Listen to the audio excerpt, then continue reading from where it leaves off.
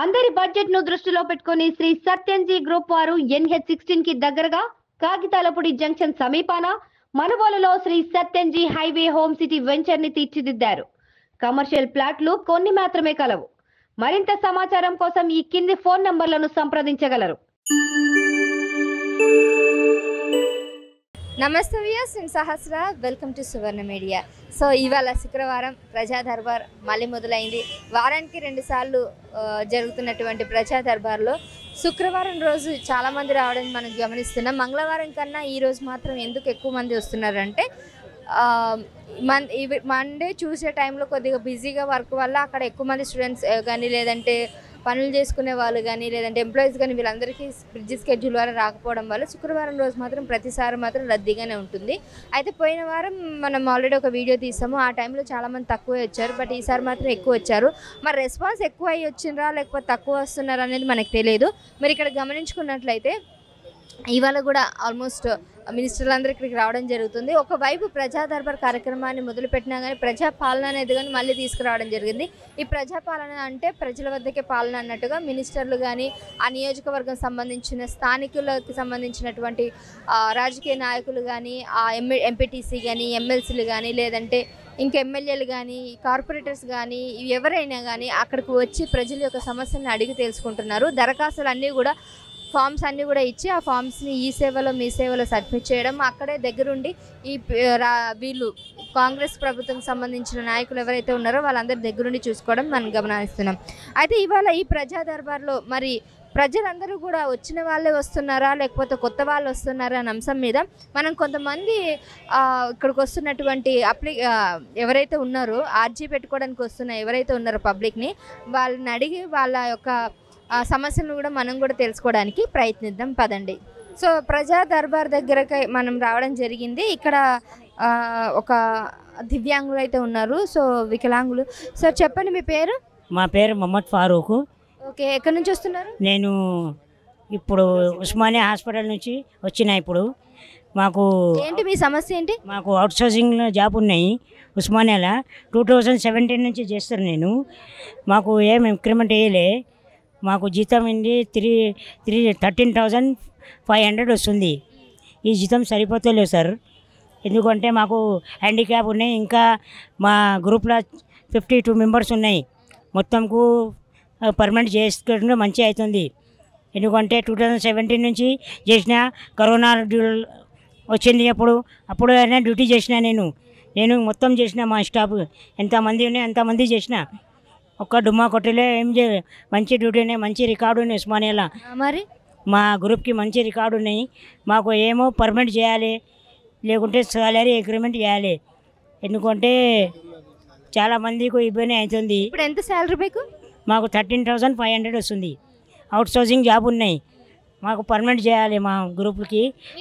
మీరు జాయిన్ అయ్యి ఎంతకాలం అయింది అక్కడ? 2017 2017 నుంచి 2023 వరకు ఇప్పుడు ప్రస్తుతం. ఇంతకుముందు గవర్నమెంట్ వచ్చింది. ఆ గవర్నమెంట్లో మాకు ఏం హెల్ప్ చేయలే. ఏమో ఓన్లీ పెన్షన్ ఇచ్చిన అంటే పెన్షన్ ఇచ్చిన. పెన్షన్ 500 నుంచి 1500 అయింది. మళ్ళీ 3000 చేసిన. ఇంకో 4000 చేసి గవర్నమెంట్ అయిపోయింది. మళ్ళీ ఈ జీతం వచ్చింది, ఈ గవర్నమెంట్ వచ్చింది. ఈ రేవంత్ రెడ్డి సార్ మాకు ఆశ ఉన్నాయి. కాంగ్రెస్ పీరియడ్లో 2011, 12, 10లా డైరెక్ట్ జాబ్ వచ్చింది హ్యాండిక్యాప్కు. మాకు ఆశ ఉన్నాయి కాంగ్రెస్ గవర్నమెంట్ నుంచి. మాకు హ్యాండిక్యాప్ గవర్నమెంట్కు పర్మనెంట్ చేయాలి.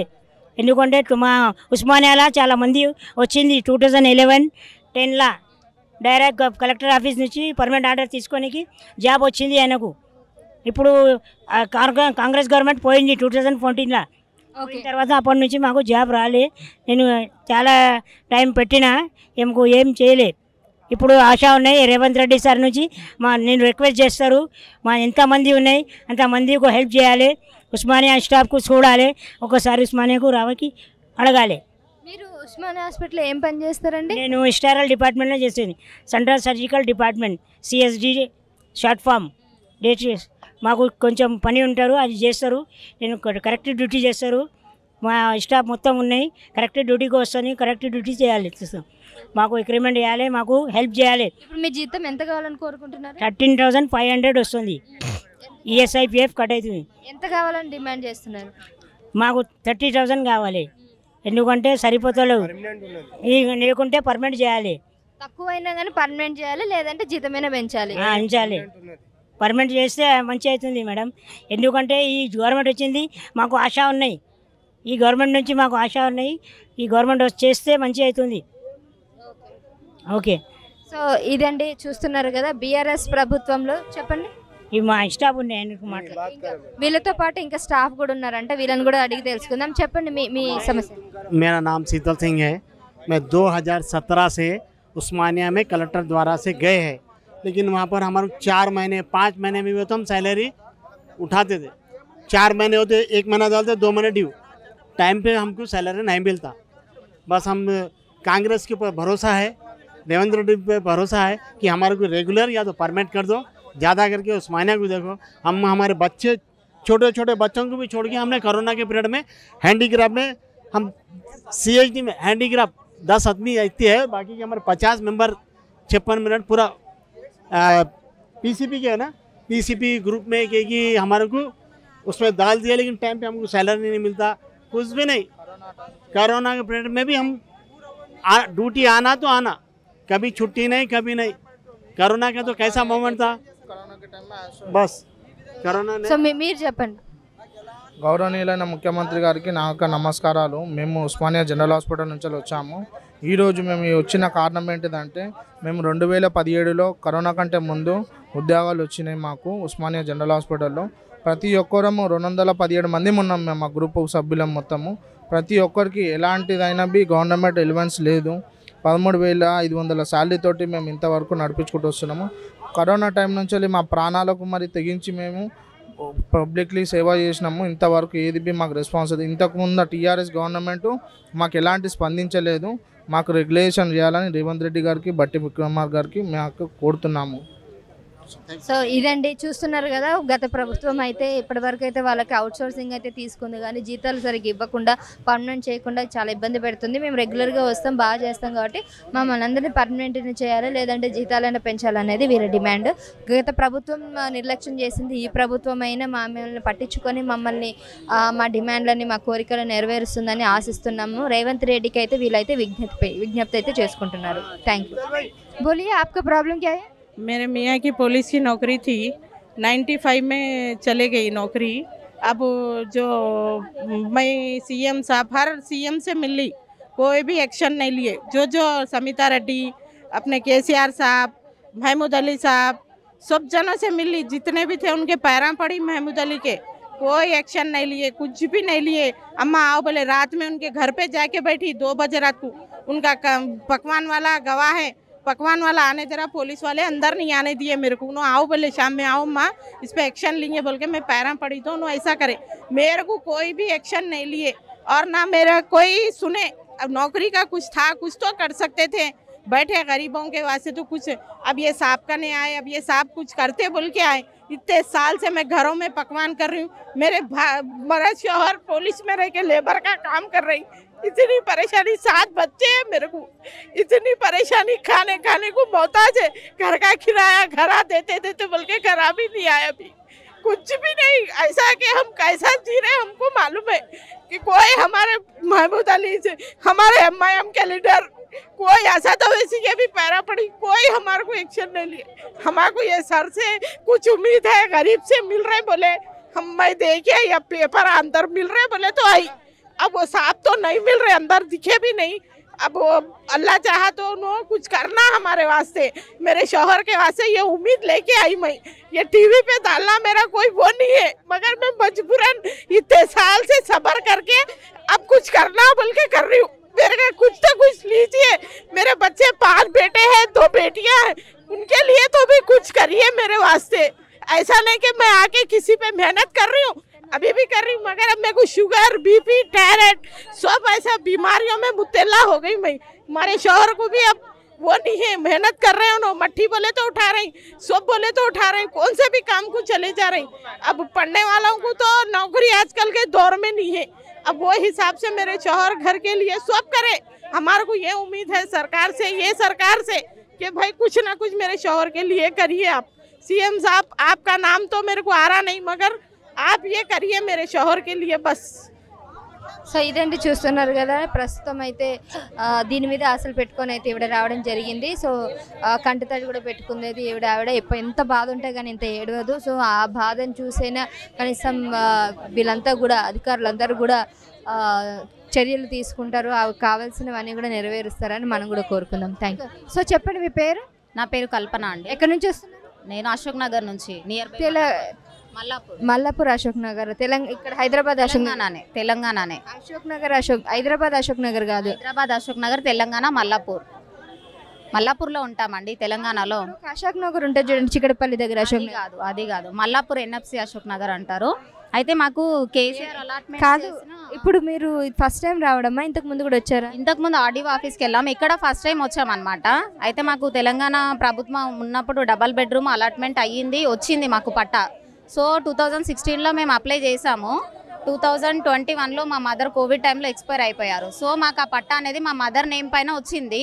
సో మాకు అక్కడ తీసుకెళ్ళి ఇల్లు అన్నీ చూపించి పట్టా ఇచ్చే టైంకి క్యాండిడేట్ లేదు కదా అని పట్టా వాపస్ తీసుకొని మీ ఫాదర్ నేమ్ పైన వస్తుంది అని చెప్పేసి మాకు ఇవ్వలేదు అది. సో అన్ని అలాట్మెంట్ అయిన తర్వాత పట్టా ఇవ్వకుండా, నేమ్ చేంజ్ చేయకుండా ఇంతవరకు మేము రెంట్లు కట్టుకుంటా ఎలా ఉండాలండి? దానికోసం అని ఒక దరఖాస్తు ఇవ్వడానికని వచ్చాము. వీళ్ళు ఏమన్నారంటే అప్లికేషన్ తీసుకున్నారు, కాల్ చేస్తామని చెప్పారు. అసలు ఇంతకు మాకు మా మదర్ పేరు పైన ఉన్న పట్టా ఇవ్వట్లేదు, అలా అని చేంజ్ అయినా పట్టా ఇవ్వట్లేదు, అసలు ఏది ఇవ్వట్లేదు. సో అది ప్రాబ్లం అది. అయితే ఇప్పుడు ఈ డబుల్ బెడ్రూమ్ అనేది మీరు పెట్టి ఎన్నాళ్ళు అయింది ఎగ్జాక్ట్గా? 2016లో అప్లై చేసామండి. 7 ఏళ్ళు అవుతుంది. అవునండి. ఇప్పటి వరకు మాకు ఇల్లు లేదు. దాదాపు 25 ఇయర్స్ నుంచి రెంట్ కట్టుకుంటే ఉంటున్నామండి మేము. సో ఇది అప్లై చేసినప్పుడు మా మదర్ ఉన్నారు. తెల్ల రేషన్ కార్డు ఉందా? అవునండి ఉంది. సో అన్ని అర్హులు, అన్నిటికీ అర్హులు. అవునండి, అన్నిటికీ అర్హులమే, కానీ రావట్లేదండి. పట్టా వచ్చింది, బట్ మళ్ళీ తీసేసుకున్నారు క్యాండిడేట్ లేరు అని. స్థానికంగా ఉన్నటువంటి ఆ నాయకులు ఎవరు కూడా ఏమైనా అడిగారా మీరు? మేము అడిగాము. సో వాళ్ళు ఏమన్నారంటే ఆర్డీఓ ఆఫీస్లో అప్లికేషన్ పెట్టండి, అక్కడ నుంచి కలెక్టర్ ఆఫీస్ దగ్గర నుంచి మీకు పట్టా వస్తుంది, అది మా దగ్గర వచ్చినప్పుడు మీకు ఇస్తా అని చెప్పారు. మేము ఈ లెటర్ కూడా రాసి సబ్మిట్ చేసాం అక్కడ. సో మా మదర్ది డెత్ సర్టిఫికేట్ ఇవన్నీ క్యాండిడేట్ లేదు అని చెప్పినప్పుడు మా ఫాదర్ని కూడా తీసుకెళ్ళాము. హస్బెండ్గా ఉన్నారు కదా, తనకైనా ఇవ్వండి అంటే లేదు అలా ఇవ్వము, ఇలా అప్లై చేయాలి అంటే మొత్తం అప్లై చేసాము. ఇదంతా డెత్ సర్టిఫికేట్ చూపించినా కూడా మాకు నేమ్ చేంజ్ అయ్యి రావట్లేదండి పట్టా. సో ఆ నేమ్ వల్ల ఇంత లేట్ అవుతుంది. అసలు ఆ పట్టా ఇవ్వట్లేదు మాకు. సో పట్టా ఇస్తే మేము ఆ ఇంట్లో వెళ్ళి ఉంటాం కదండి. సో అది ఇల్లు ఇప్పుడు ఖాళీగానే ఉందండి. సో రూమ్ నెంబర్తో సహా అన్ని అలాట్మెంట్ అయ్యాయి. చూడండి. ఎన్నో ఫ్లోర్లో వచ్చింది మీకు? మాకు ఫస్ట్ ఫ్లోర్లో వచ్చిందండి, ఫ్లాట్ నెంబర్ 3. మల్లాపూర్ దగ్గరే? మల్లాపూర్ కాదండి, కొర్రెములలో వచ్చింది. అంటే గట్కేసర్, నియర్ బై గట్కేసర్, మా ఏరియాకి దగ్గరలోనే. సో అన్నీ వచ్చాయి కానీ ఉండడానికి మాత్రం మీకు పర్మిషన్ ఇవ్వట్లేదు, పట్టా ఇవ్వట్లేదు, కీస్ ఇవ్వట్లేదు. అంటే పట్టా ఉంటేనే కీ ఇస్తారు కదండి, ఆ పట్టా కూడా ఇవ్వట్లేదు మాకు. సో మా మదర్ పేరు పైన ఉన్న పట్టా కూడా ఇవ్వట్లేదు, అలా అని నేమ్ చేంజ్ చేసిన పట్టా కూడా ఇవ్వట్లేదు. ఇప్పుడు ఎవరిని అడిగినా వాళ్ళు ఏమంటున్నారంటే కలెక్టర్ ఆఫీస్కి వస్తుంది అప్పుడు ఇస్తాము అని అంటున్నారు. సో ఇది ప్రాబ్లం అండి మాది. ఇది అన్నీ వచ్చాయి, అన్నిటికీ అర్హులే, కేవలం ఒక పేరు తప్పు ఉండడం వల్ల, చిన్న మిస్టేక్ వల్ల, క్యాండిడేట్ మిస్ అవ్వడం వల్ల, వాళ్ళ మమ్మీ చనిపోవడం వల్ల వచ్చిన డబుల్ బెడ్రూమ్ ఏదైతే ఉందో దానికి సంబంధించి కీస్ కానీ వీళ్ళకి ఇవ్వట్లేదు, పట్టా ఇవ్వట్లేదు. ఇప్పుడు మనిషి చనిపోతే ఏంటి చెప్పండి, అన్ని ప్రూఫ్స్ అయితే ఉన్నాయి కదా, మనిషే ఉంటే ఇస్తామనేది ఎంతవరకు న్యాయం? ఇప్పుడు అకస్మాత్తుగా జరిగిన సంఘటనకి మనం బాధ్యులం కాదు కాబట్టి, సో వాటికి సంబంధించిన డెత్ సర్టిఫికేట్ అన్నీ కూడా వీళ్ళు ప్రూఫ్తో చూపిస్తున్నారు. బట్ స్టిల్ వాళ్ళు పట్టా ఇవ్వకపోవడం అనేది ఆలోచించాల్సిన విషయమే. సో చూడాలి, ఇప్పుడు ఖాళీగా ఉంచడం ఎందుకు? ఆల్రెడీ అలాట్మెంట్ అయినటువంటి ఆ ఇంటి కీస్ వీళ్ళకి ఇస్తే వీలైనా కనీసం ఆ ఇంట్లో ఉంటారు కదా, ఖాళీగా ఉంచడం కన్నా రెంట్ కట్టుకొని మేము ఎంతకాలం ఉండాలని అనేది వీళ్ళు ఆవేదన వ్యక్తం చేస్తున్నారు. థ్యాంక్ యూ అండి. సో ఇక్కడ మరికొంతమంది ఉన్నారు, చెప్పండి మీ ప్రాబ్లం ఏంటి? అబ్బాయికి మాటలు రావు మేడం. మీరు ఎక్కడి నుంచి వస్తున్నారు? మేము జనగాం నుంచి వచ్చినాం మేడం. మీరు ఇది మొదటిసారి రావడం? ఇది మొదటిసారి మేడం. 8 సంవత్సరాల పింఛన్ అప్లై చేసి ఎక్కడ పోయినా పింఛన్ మాత్రం ఇస్తలేవు. ఈ అబ్బాయి మా అల్లుడు. మా పాపకు కూడా మాటలు రావు. అంతకుముందు బొంబాయిలో బతికేది, పెళ్ళైనప్పటి నుంచి ఇక్కడ. పాప అంటే మీ కూతురా? ఇప్పుడు మీ కూతురు వాళ్ళ హస్బెండ్ ఈయన అల్లుడు. అయితే 8 సంవత్సరాల నుంచి వెళ్ళి అప్లై చేస్తున్నాం కానీ పింఛన్ మాత్రం అప్లై అవుతలేదు మేడం. ఓ ఇల్లు లేదు, ఏది లేదు. ఇద్దరు రెంట్ కట్టుకొని ఏదో కూలి పని చేసుకొని బతకాలి. పింఛని రేషన్ కార్డు గదిప్పించమని కోరుతున్నాం మేడం. పింఛన్ లేదు, ఏం లేదు. 8,000 6,000 ఏం బతుకుతారు మేడం? ఒక బాబు కూడా ఉన్నాడు.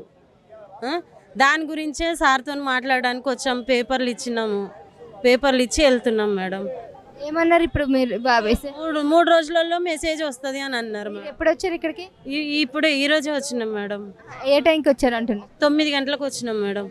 9ంటికి వచ్చారు. 9ంటి నుంచి వెళ్తే సార్ తీసుకున్నారు. 3 రోజులలో మెసేజ్ వస్తుంది అని చెప్పిండు. ఓ ఇల్లు లేదు, అందరికీ పొలాలు ఉన్న వాళ్ళకి ఇండ్లు వస్తున్నాయి మేడం. మేము అప్లై చేసి కూడా మా ఆయన పేరు మీద అప్లై చేస్తే ఆయన చనిపోయారు కదా, మా ఆయన చనిపోయిండ్రు మేడం. 2 సంవత్సరాల నుంచి నాకు కూడా పింఛన్ వస్తలేదు. మా ఆయన చనిపోయాడు కదా, ఆయన చనిపోయిండు, ఇక రావు అని అంటే వాళ్ళతో మేము కూడా చచ్చిపోవాలన్నా అయ్యా మాకెందుకు ఇయ్యరు అని అడిగితే లేదమ్మా మగోళ్ళ పేరు మీద ఉన్నదానికి రావు. ఎకరాలు పొలాలు ఉన్న వాళ్ళకి వస్తే మరి బీదోళ్ళు ఏం చేయాలి మేడం చెప్పండి? వాళ్ళని అనాలని ఉద్దేశంతో అనట్లేదు, మాకు లేదు కాబట్టి మేము అంటున్నాము. అది మేడం. మీ దేవురు సొంతూరు లింగాల గణపురం మేడం.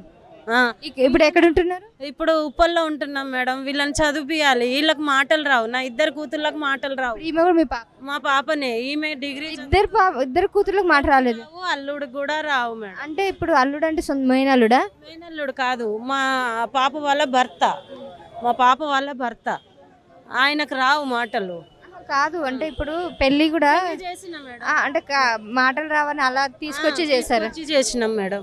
ఇద్దరికి మాటలు రాకపోవడానికి కారణం ఏంటి? మాది మెయిన్ రికం మేడం. మెయిన్ రికం వల్ల అంటే అది 3 తరాల నుంచి వస్తుంది అనమాట. మా ఆయనది నాది బ్లడ్ గ్రూపు సేమ్.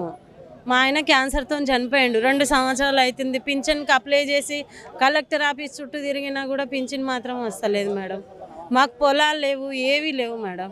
ఒక 35 కిలోల కాడు మీద నేను బతుకుతున్నాను. పని చేద్దామంటే కూడా నాకు మొక్కలు సపోర్ట్ చేయట్లేదు, నడవరాదు. వీళ్ళ ఆవిడ రాలే. వీళ్ళ ఆవిడకి తలకు దెబ్బ తగిలింది. వీళ్ళందరినీ చూస్తే ఆగమాగం చేస్తుంది మేడం. మీకు 2 కూతుర్లేనా? 2 కూతుర్లే, కొడుకులు లేరు. ఈమె చదువుతుంది, డిగ్రీ అయిపోయింది. అదే రేవంత్ రెడ్డి గారికి నేను ఇది ఒకటే కోరుకుంటున్నాను, మాలాంటి వాళ్ళని చూడండి సార్ ప్లీజ్.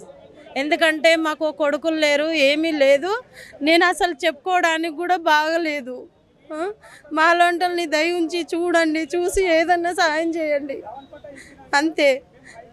ఓకే సరే. సో ఇదండి, చూస్తున్నారు కదా అండి, వీళ్ళ ఆవిడ ఒక్కతే ఆంటీ, ఒక్కటే ఫ్యామిలీలో ఎవరు మగోళ్ళు లేరు. వాళ్ళ హస్బెండ్ కూడా చనిపోయారు. మేనరికం వల్ల వాళ్ళ 2 పిల్లలకు కూడా మాటలు రాకపోవడం అనేది ఇక్కడ చాలా బాధాకరమైన విషయం. అయితే మొదటి కూతురికి వాళ్ళ హస్బెండ్ అతనికి కూడా మాటలు రావు. సో మాటలు లేని వాళ్ళు ఇప్పుడు అన్నీ ఉన్న వాళ్ళకే ఉద్యోగాలు సరిగా లేవు. ఇంకా ఇలాంటి వాళ్ళకి ఇక్కడ ఉద్యోగాలు ఇవ్వడం అనేది కొద్దిగా తక్కువే, ఉపాధి కూడా తక్కువే. కాబట్టి వీళ్ళ జీతాలు కూడా తక్కువే, వీళ్ళకి బయట నుంచి ఇన్కమ్ కూడా తక్కువే, వీళ్ళకి పెద్దగా ఆస్తులు కూడా లేవు, ఏమీ లేవు.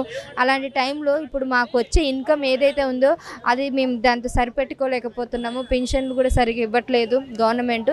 సో దయవించి ఏదైనా మాకు సహాయం చేయాలని, ఫినాన్షియల్గా వీళ్ళు చాలా హెల్ప్ కావాలని కోరుకుంటున్నారు. 2వ కూతురికి కూడా చదువుకోవాలనుకుంటుంది. 2వ కూతురికి కూడా మంచి పొజిషన్లో చూడాలని అనుకుంటున్నారు. కానీ పరిస్థితులు మాత్రం సహకరించట్లేదని చెప్పేసి ఈ ఆంటీ చెప్పుకొస్తున్నారు. థ్యాంక్ యూ అండి. సో ఇక్కడ ఇంకొక ఆవిడ ఉన్నారు. చెప్పండి, మీరు ఎక్కడి నుంచి వస్తున్నారు? నేను మహబాద్ డిస్టిక్ నుండి వస్తున్నాను. మీరు మొదటిసారి రావడం? నేను ఇంత ముందుకు వచ్చినాను. ఎలా వస్తున్నారు మీరు? మామూలుగా బస్సులోనే వచ్చి. ఫ్రీ బస్సేనా? Free bus. తెలంగాణ? తెలంగాణ మాది. నేను పుట్టుకతోనే అంగవైకురాలు. మీకు ఏమైందండి? నేను పుట్టుకతోనే ఇక్కడ తొంట్లో పోయింది నాకు అసలు. అలాగే ఇది అంటే పోలియోనా? పోలియో వచ్చింది నాకు. పుట్టుకతోనే అంగవైకురాలను. నాకు చిన్నప్పటి నుండి పెన్షన్ వచ్చింది. ఎప్పుడైతే టీఎస్ఆర్ పార్టీ వచ్చిందో అప్పటి నుండి నాకు 12 సంవత్సరాల నుండి ఎవరు పట్టించుకోలేదు. అప్పుడు ఫస్ట్లో ఇచ్చారు పెన్షన్? ఫస్ట్లో ఇచ్చి నాకు 200 నుండి కూడా పెన్షన్ వచ్చింది. నేను చదువుకుందామంటే చదువుకోవడానికి కూడా డబ్బులు లేవు నాకు. ఎటన్నా ఎగ్జామ్ రాద్దామన్నా వెళ్ళడానికి అప్లికేషన్ పెట్టుకోవడానికి కూడా డబ్బులు లేవు. అలాంటి పరిస్థితిలో బ్రతుకుతుంది. ఏడవకండి, ముందు ఏడవకండి. మీరు ఏడిస్తే ఎవరు పట్టించుకోరు, ధైర్యంగా చెప్పండి. So okay. సో ఇప్పుడు మీకు ఎన్ని సంవత్సరాల నుంచి వచ్చింది? నాకు పుట్టుకతోనే. అసలు ఎన్ని సంవత్సరాల వరకు వచ్చింది? అంటే అర్థం మీ పుట్టుక నుంచి ఎప్పటి వరకు మీకు పింఛన్ ఇచ్చారు? పుట్టుకతో ఇప్పుడు 2010 వరకు వచ్చింది మేడం. 2010 వరకు వచ్చింది. 2010 తర్వాత ఆపేశారా? 2013 నుండి ఆపేశారు మేడం. ఎందుకు ఆపేశారు?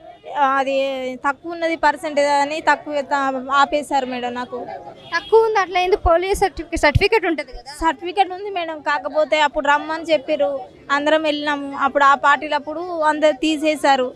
అసలు నన్ను ఎవరు సరిగా డాక్టర్లు కూడా ఎవరు సరిగా పట్టించుకోవడం లేదు. ఎమ్మెల్యే దగ్గర తిరిగిన ఎవరు కూడా అసలు నన్ను ఎవరు పట్టించుకుంటలేరు. మీరు సర్టిఫికేట్ కరెక్ట్గా ఇస్తారు కదా. చూపించినాను మేడం, నా పుట్టుకతోనే ఉన్నది. నాకు 60% ఉన్నప్పటికీ కూడా ఎవరు నాకు చూస్తలేరు నన్ను. నేను ఎంత వచ్చేది మీకు? 200 నుండి వచ్చింది మేడం నాకు పెన్షన్. 2010 వరకు ఎంత వచ్చేది? 500 మేడం. ఎవ్రీ మంత్ 500 వచ్చేది. తర్వాత ఇప్పుడు 500 నుంచి ఇంకా అంటే ఇప్పుడు అంగవైకల్య వాళ్ళకి ఎంత ఇస్తారు ప్రభుత్వం? 2500. 1500 ఇచ్చేది అప్పుడు నాకు తెలిసినప్పటి నుండి. అయితే 1500. ఇప్పుడు అయితే ఎంత? 2500, 3500? ఏమో మేడం, 4000, 3500 అట్టుంది మేడం. ఇప్పుడైతే నాకు తెలియదు. కానీ అప్పట్లో 1500 ఇవ్వడానికే ఇంత ఆలోచిస్తుంది అని అంటే ప్రభుత్వము ఎంత దీన పరిస్థితిలో ఉందని అర్థమవుతుంది. నేనే కాదు మేడం, నేను ప్రతిసారి ఒక 100 సార్లు క్యాంపులకు అటెండ్ అయినాను మేడం. నాలాంటి వాళ్ళు ఎంతో మంది అసలు మొత్తానికి డేగుతూ పోయేట వాళ్ళకు కూడా అలాంటి వాళ్ళకు కూడా ఇవ్వట్లేదు. నేను ఒక్కదాని పరిస్థితి కాదు మేడం, ఎంతోమంది అంగవైకల్యంతో బాధపడుతూ ఇంట్లో పేదరికంతో ఉండి చదువుకోవడానికి డబ్బులు లేక తిరగడానికి అప్లికేషన్ పెట్టుకోవడానికి కూడా ఇబ్బంది అవుతుంది. మాలాంటి వాళ్ళకు సాయం చేయాలని నేను కోరుతున్నాను. నేనే కాదు మేడం, నాలాంటి వాళ్ళు చాలామంది ఉన్నారు. నేను చాలా మంది దగ్గరికి వెళ్ళినా కానీ ఎవరు పట్టించుకోరు మేడం. తర్వాత ఈ ప్రభుత్వం వచ్చినాక నాకు సార్ సహాయం చేస్తాడని సార్ దగ్గరికి వచ్చినాను మేడం. నేను అయితే ఇంత పరిస్థితి అయితే చాలా ఘోరంగా ఉందండి. సో ఒక్కరని కాదు, నాకు పెళ్ళయింది. ఒక బాబు, భర్త వదిలేసిండు, ఏం పని చేయట్లేవు, ఏం తాగుతాడు, కొడతాడు మేడం. ఇట్లా నాకు అమ్మ వాళ్ళు కూడా చాలా పేదరికంతో ఉన్నారు. వాళ్ళ ఇంటికాడ బ్రతకడానికి కూడా ఇబ్బంది అవుతుంది. చాలా దీనమైన పరిస్థితిలో బ్రతుకుతున్నాను నేను. ఇప్పుడు మీరు ఒక్కరే బయటకు వచ్చేసి మీ బాబుని చూసుకుంటారు? అమ్మ వాళ్ళతోనే ఉంటున్నాను. మీరు ఉద్యోగం ఏమైనా చేస్తారా? నేను బీటెక్ చదువుకున్నాను మేడం. బీటెక్ చేశారా? మరి బీటెక్ చేసి మీరు ఎందుకు ధైర్యంగా ఉండాలి, అంత కుంగిపోకూడదు. చదువుకున్నాను, కోర్సు నేర్చుకోవడం, ఎక్కడికైనా వెళ్దామన్నా కూడా ఎగ్జామ్ రాస్తే మనకి మీకు ఫస్ట్ రిజర్వేషన్ మీకే ఉంటుంది కదా కోర్సు రాసినప్పుడు. బ్యాంక్ ఎగ్జామ్స్ కూడా రాసిన మేడం, కానీ రాలేదు ఇంతవరకు. అప్పటి నుండి గవర్నమెంట్ జాబ్స్వి అప్లై చేసినాను మేడం. బ్యాంకు కూడా అప్లికేషన్ పెట్టినాను, కానీ ఎన్నోసార్లు ఎగ్జామ్స్ రాసిన కానీ ఇంకా రాలేదు మేడం నాకు. మీరు అదే అంటున్నాయి, బీటెక్ చేశారు కాబట్టి చాలా నోటిఫికేషన్స్ వస్తాయి. మీకు ఇంకా ఫస్ట్ మీకే ఉంటుంది. ఎవరికైతే ఇట్లా హ్యాండిక్యాప్డ్ ఉన్నారో వాళ్ళకి ఫస్ట్ గవర్నమెంట్ మిమ్మల్ని ఆప్షన్గా పెట్టుకొని మీకే ఇవ్వడం జరుగుతుంది. మీరు అవన్నీ ప్రయత్నించండి, ఖచ్చితంగా మీకు వస్తుంది. ఈసారి రేవంత్ రెడ్డి గారికి అధికారంలో ఉన్నారు కాబట్టి తప్పకుండా వచ్చే అవకాశం ఉంది. నమ్మకంతో సార్ చేస్తారు, నాకు చేయగలరు సార్ అనే నమ్మకంతో ఇక్కడికి వచ్చినాను మేడం. అప్లికేషన్ కూడా పెట్టినాను, ఇంకా మీడియా కూడా ఇస్తే మంచిది అనేసి నేను వచ్చి ఇస్తున్నాను. మనం ప్రయత్నిద్దాం, మేము మీడియా తరపు నుంచి కూడా మేము వెళ్ళడానికి అయితే ప్రయత్నిస్తాం. మీరు ధైర్యంగా ఉండండి, సరేనా? ఓకే అండి. मैं घर के लिए अप्लाई दी, वो 2 बार नाम आया, सीरियल नंबर डाल के दिए. आप कहाँ से आ रहे? मल्लापल्ली. मल्लापल्ली. आपका ओन घर किधर है? ओन घर नहीं है, किराए. खुद का पहले से आप तेलंगाना है? हाँ नहीं, वो गाँव में रहते, मैं रहते इधर ही हैदराबाद. कौन सा गाँव? कर्नाटक. कर्नाटक से हैदराबाद कितने साल हो गए? मैं 25 साल हो गया. हैदराबाद में सेटल हो गए? हाँ सेटल हो गए इधर ही. Aadhaar card, voter I D, ration card सब इधर का है, गाँव का कुछ भी नहीं है. हम लोग करके खाने के लिए आए. मेरे को 5 बेटियाँ हैं और रेशन कार्ड भी है इधर? सब इधर. वोटर आई डी है, कास्ट है, सब है. मगर मैडम 2 बार फ़ोन करके बुला लिए और मैं जाके सीरियल नंबर वो सब डाल के दिए. आपको 2 तारीख को लेके जाते बोल के बस को जाके आए इधर. उधर भी नहीं लेके गए. नहीं आपका 5 तारीख को आता, आप 5 तारीख को आओ बोले. तो फिर 5 तारीख को गए तो बोले नहीं मैडम आप इलेक्शन डेट आ गया, आपको सिटी में जियागुड़े में देने वाले, आप सिटी के बाहर नहीं है, आपको फ़ोन करते तब आ जाओ बोले. तो फ़ोन करते बोलते जब तक फिर गए तो फिर बोले नहीं अब इलेक्शन टाइम आ गया, अब इलेक्शन के बाद देते. ऐसा बोल के घर ही नहीं आए मैडम. मेरे को 5 बेटियाँ हैं, मैं अकेली कमाती, घर में कोई भी कमाने वाला नहीं है. फिर मेरे शौहर भी नहीं है, 1 साल हो गए उनका, डेथ हो गया उनका. कौन है? ये मेरी बहन की बेटी है. बहन के बेटी, उसको भी सेम प्रॉब्लम? हाँ, हमारे को भी 4 बच्चे हैं, घर नहीं है, किराए से है हम भी. ऐसा. आप भी कर्नाटक से? नहीं हमारा इधर ही है. मगर वो स्टार्टिंग आप वो कुछ भी नहीं है इनको. नहीं है गाँव, यहाँ से इनके दादी परदादी पूरे यहाँ से, गाँव नहीं है हमारे को, इधर कुछ भी नहीं है ऐसा। सो आप कितने साल हो गए अप्लाई करके? हाँ, कितने साल हो गए? कितने वर्ष चलो दो, 10 साल ऐसा हो गए। आप मराठी बात कर रहे हैं ना? बात कर फिर कर्नाटक बोल रहे, मराठी बात कर रहे, फिर जो है मगर इधर ही इधर के है, हम कर्नाटक के है ऐसा। इसलिए मगर आपको लेट हो रहा है शायद। अभी तेलंगाना में तेलुगु लोगों को सब इधर का है। यहाँ से ना हमारे को इधर दिए शादी करके ऐसा। फिर उसका नाम में देते शायद, आपका नाम में क्यों देता ऐसा? आपका बर्थ नाम का दे रहे ना पूरे, आपका पूरा सर्टिफिकेट्स किधर से है? उधर से पूरा ना, उधर गांव से कोई भी नहीं है, पूरा कार्ड भी नहीं है गांव में, ना वोटर आईडी नहीं है। जो भी इधर हम लोग आने से उधर गांव का सब कट हो गया, हम लोग इधर ही रहते, इधर ही ये करते। ठीक है। सो आप क्या है मैडम, हमारा घर फोन आके रुके हुआ है, बस घर आना से करे सो कमाई किराए में चले जा रहा, बच्चे पालने में बहुत मुश्किल हो गया। और घर में कोई कमाने वाला आदमी भी नहीं है, मैं अकेली कमा लेती। 5 बच्चे हैं, 6 मेरे को। बच्चे स्कूल पढ़ते, गवर्नमेंट स्कूल में डाली। अब घर का ऐसा वैसा खर्चा चल रहा, मगर घर का किराया नहीं निकल रहा, वो परेशानी हो रही। मैडम रिक्वेस्ट है सर से कि बस जल्दी से जल्दी हमारे को 10,000 घर आ जाना। सो घर का किराया 10-10 हज़ार हो रहा, इतने साल से वो लोग परेशान हो रहा, कोशिश करो बोल के बोल रहे। ठीक है, అదే చాలా అయితే ఈ ప్రాబ్లం అయితే ఫేస్ చేస్తున్నారు వీళ్ళ ఫ్యామిలీ మెంబర్స్ అందరూ కూడా. ఎప్పటి నుంచో దీని గురించి అయితే అర్జీ పెట్టుకున్నారు కానీ ఎవరు రెస్పాన్స్ ఇవ్వలేదు. సో ఈసారైనా రెస్పాన్స్ అవుతారని కోరుకుందాం. చెప్పండి అంటే మీ పేరేంటి? నా పేరు తీగల రాణి అమ్మ. నేను వరంగల్ నుంచి వచ్చినమ్మ. నా భర్త పేరు తీగల భిక్షపతి, నా పేరు తీగల రాణి. వరంగల్ దామెర మండలము దామెర గ్రామము ఒగలపూరు. ఎందుకు వచ్చారు మీరు ఇక్కడికి? అది భూమి కబ్జా చేసిండ్రమ్మా. ఎవరు చేసిరు? అయితే కనుకుంట్ల రమేష్, కనుకుంట్ల జీవన్ రావు, కామగాని రాజు, తర్వాత మందపల్లి సంజీవ, వీళ్ళు భూమి కబ్జా చేసిండ్రమ్మా. ఎంఆర్ఓల దగ్గరికి పోయినా, విఆర్ఓల దగ్గరికి పోయినా, తర్వాత ఎక్కడికి పోయినా కానీ అమ్మ నన్ను కానివ్వట్లేదు, నా పని కానివ్వట్లేదు. అదేంటంటే నా మీద నిందలు పెడుతుండ్రయ్యా, ఈమె 1000 మంది దగ్గరికి తిరుగుతుంది, ఏదో ఒకటి సెటిల్ కాదంటున్నారయ్యా. నాకు 2 పిల్లలు, నాకు ఒక బిడ్డ పెళ్లికి ఉందమ్మా. ఇప్పుడు 28 సంవత్సరాలయ్యా నా బిడ్డకు. నాకు ఆ భూమి తప్ప నాకు ఆధారం ఏం లేదయ్యా. నా భర్త చనిపోయిండు. నా భూమి 5 ఎకరాల 3 గుంటల భూమి, 8 ఎకరాల 3 గుంటలు మొత్తం నా భూమి. 4 అమ్మిన సార్. 4 ఎకరాల 3 గుంటల భూమి కబ్జా చేసిండ్రు. ఎవరైతే అమ్మిండ్రో వాళ్ళే కబ్జా చేసిండ్రు. ఆ కబ్జా చేసిన వాళ్ళ పేర్లు కనుకుంట్ల రమేష్, కనుకుంట్ల జీవన్ రావు, కామగాని రాజు, మందపల్లి సంజీవ. నువ్వు బాయికాడికి వస్తే చంపుతామంటున్నారు సార్. ఎక్కడికి వెళ్ళినా కానీ నా పని కానివ్వట్లేరు. ఆ భూమి తప్ప నాకు ఆధారం లేదు. ఆ కబ్జా చేసిన వాళ్ళతోటి మాట్లాడి నా భూమి నాకు ఇప్పియండి. నా కూతురు పెళ్ళికుంది, నా కొడుకు చదువు ఆగిపోయింది. రోడ్డు మీద పడ్డా సార్ నా భూమి పోయి. నేను బాయికాడికి వెళ్ళాలంటే భయం అవుతుంది, చంపుతా అని బెదిరిస్తున్నారు. నా మనవి ఎందుకంటే కేసీఆర్ వచ్చినప్పుడు అయితే నన్ను లోపలికి కూడా పోనీయలే. కేసీఆర్ సార్ సీఎం సార్ ఉన్నప్పుడు నన్ను కనీసం గేటు కూడా దాటి లోపలికి పోనీయలే. ఇప్పుడు ఈ అయ్యను మేము గెలిపించుకున్నాము. అయ్యి వచ్చిండు. అయ్యా మా సమస్యలు, రేవంత్ అయ్యా మా సమస్యలు తీర్చాలి, నాలాంటి విధవరాన్లకు న్యాయం చేయాలి. భర్తలు ఉన్న వాళ్ళకు భర్తలు అన్నీ సంపాదిస్తారు, కొట్లాడతారు, కానీ నాకు భర్త లేడు తిరిగి కొట్లాడనీకి. అమ్మాయి బయటికి రాదు, నా కూతురు బయటికి రాదు, నా కొడుకు చదువు ఆగిపోయింది. మాకు రేషన్ బియ్యం కూడా మాకు తినడానికి మాకు 15 కిలోలే వస్తున్నాయి. అది ఒక్క పూటే మేము తింటున్నాం అన్నం కడుపుకి. భూమి కబ్జా అయితే ఆ భూమి కొరకు తిరగనీకి ఎక్కడికి పోయినా అన్న మా దగ్గర పంటవా, మా దగ్గర పండుకో, నీకు న్యాయం చేస్తాం. ఎంఆర్ఓలు, విఆర్ఓలు ఎక్కడ పోయినా లంచాలు. దామెర మండలంలో భాస్కర్ రెడ్డి ఎస్ఐ భూమి కొరకు పోతే 50,000 లంచం పోపించుకున్నాడు. దామెర మండలంలో ఎస్ఐ భాస్కర్ రెడ్డి. వరంగల్ జిల్లా మండలము దామెర్ల ఎస్ఐ భాస్కర్ రెడ్డి మీద మీరు చర్య తీసుకోవాలి. ఎందుకంటే తను కఠినంగా నా పట్ల ప్రవర్తించి 50,000 లంచం తీసుకున్నాడు. అయ్యా నేను విధవరాలనయ్యా, నాకు తిండి కూడా వెళ్తలేదయ్యా, నా పరిస్థితి ఇట్లున్నదయ్యా అన్న కూడా నా దగ్గర 50,000 లంచం తీసుకున్నాడు. విధవరాల దగ్గర 50,000 లంచం తీసుకున్నాడు భాస్కర్ రెడ్డి, ఎస్ఐ భాస్కర్ రెడ్డి దామెర మండలం. తన మీద మీరు ఖచ్చితంగా చర్య తీసుకోవాలి. నా భూమి నాకు ఇప్పియాలి. నా కూతురు పెళ్ళికుంది. ఈ భూమి రాకపోతే నా పిల్లలు నేను ఏమైపోతామో కూడా తెలియని పరిస్థితులు. నా భర్త లేడు, చనిపోయిండు. జీవన్ రావు మీద, కనుకుంట్ల రమేష్ మీద, కామగాని రాజు మీద, మందపల్లి సంజీవ మీద మీరు యాక్షన్ తీసుకోవాలి. నేను అక్కడ కంప్లైంట్ ఇచ్చిన, వాళ్ళ నంబర్లు కూడా రాసిచ్చిన. నేను నాకు త్యాగం తగిన న్యాయం నాకు చేయాలయ్యా. నాకు విధవరాలను, నా బిడ్డ ఉన్నది, ఆగమైనాం మేము.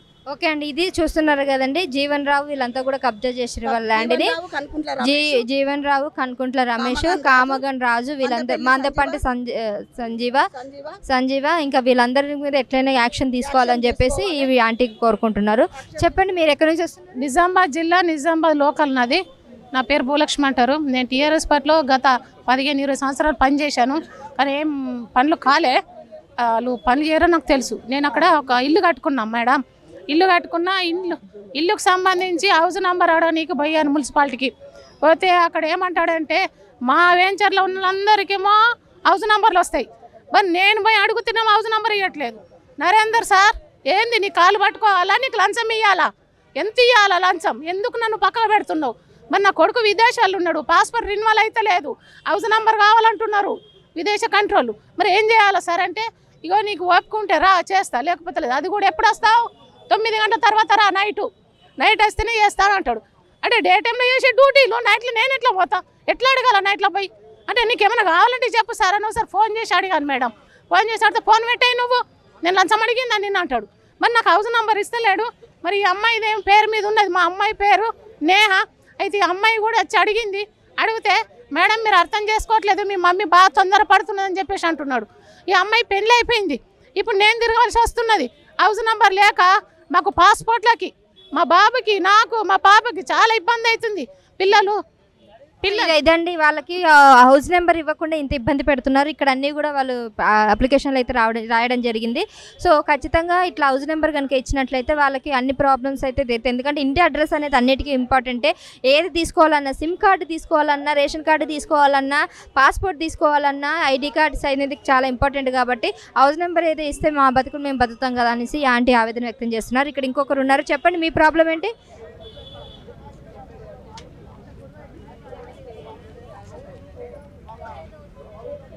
సో ఇక్కడ కొంతమంది వచ్చారు, చెప్పండి అంకుల్ మీరు ఎక్కడి నుంచి వచ్చారు? మేము కరీంనగర్ నుంచి వచ్చాం మేడం. ఏంటి మీ సమస్య? మా సమస్య ఏంటంటే నేను రాష్ట్ర విశ్వబ్రాహ్మణ సహకార సంఘాలకు సంబంధించినటువంటి ప్రెసిడెంట్. నేను దాదాపుగా 2018లో రాష్ట్ర ప్రభుత్వం, తెలంగాణ ప్రభుత్వం దరఖాస్తు తీసుకొని దాని యొక్క పరిష్కారం కోసం కూడా ఎంపీడీఓలు, సర్పంచులు, ప్రజావాణి ఆ రోజుల్లో పెట్టేసి ఆ దరఖాస్తు తీసుకొని శాంక్షన్ అయినా కూడా వాళ్ళు ₹1 కూడా బడ్జెట్ ఈ రోజు వరకు ఇవ్వలేదు. ఎన్నో దరఖాస్తు ఇచ్చినా అవన్నీ కూడా బుట్ట దాఖలు చేసిండు. కనీసం సీఎం కలిసి మంత్రులు కలవలేని పరిస్థితి ఉన్నది. ఈరోజు సీఎం రేవంత్ రెడ్డి గారు ఈ విధానంలో మాకు ప్రజావాణి పెట్టేసి లోపలికి వచ్చేసి ఇవ్వడానికి చాలా మేము సంతోషపడుతున్నాం. మేము కూడా కాంగ్రెస్ పార్టీకి సపోర్ట్ చేసినాం. ఈరోజు మాకు సంతోషంగా ఉన్నది. మా యొక్క బడ్జెట్ ఖచ్చితంగా వస్తుంది కూడా మేము సంతోషంగా ఉన్నాము. మాకు ఈ మార్చి బడ్జెట్లో ఏదైతే విశ్వబ్రాహ్మణ కార్పొరేషన్ ఉందో ఆ కార్పొరేషన్కు, సొసైటీలకు ఖచ్చితమైనటువంటి బడ్జెట్ మాకు ఇవ్వాలి. అదేవిధంగా కామన్ డిక్లరేషన్ పెట్టినటువంటి సంఘాలకు, సొసైటీలకు మాకు ఇస్తా ఉన్నారు. దాని ప్రకారంగా మేము దరఖాస్తు ఇచ్చినాము. ప్రగతి భవన్లో మాకు రెస్పాన్స్ ఉన్నది. అధికారులు కూడా మంచిగా మాట్లాడిండు. మాకు వచ్చే విధంగా చేస్తానని కూడా వాళ్ళు మాట ఇచ్చారు. కాబట్టి రేవంత్ రెడ్డి గారు, అదే కరీంనగర్ పొన్నం ప్రభాకర్ గారు కూడా మాకు సహకరించి ఈ బీసీల లోన్లకు సంబంధించినటువంటి అన్నీ కూడా దాదాపుగా మాకు బడ్జెట్ ఇవ్వాలని కూడా ఈ సందర్భాన్ని తెలియజేస్తున్నాను. రైట్ అండి, ఇది పరిస్థితి. వీళ్ళు ఆల్రెడీ కలిసారు మంత్రులని, పొన్నం ప్రభాకర్ గారిని కరీంనగర్ నుంచి కూడా కలిసారంట. వాళ్ళైతే ఇస్తామని చెప్తున్నారు. మరోసారి ఇక్కడైతే అర్జీ పెట్టుకోవడానికి అయితే వచ్చారు. ఓకే అండి, థ్యాంక్ యూ. సో ఇదండి, చూస్తున్నారు కదా ప్రజా దర్బార్లో ఈసారి మాత్రం పోయిన వారం కానీ ఈ వారం చాలామంది అయితే చాలా అప్లికేషన్స్తో రావడం జరిగింది. అయితే ఒక్కొక్కరు ఒక్కొక్క సమస్య రోజు రోజుకి పెరుగుతుందా లేదంటే ఇక్కడ పరిష్కారాలు దొరుకుతాయని ఆస్త వస్తున్నారనేది మనకి ఇంకా తెలియాలి.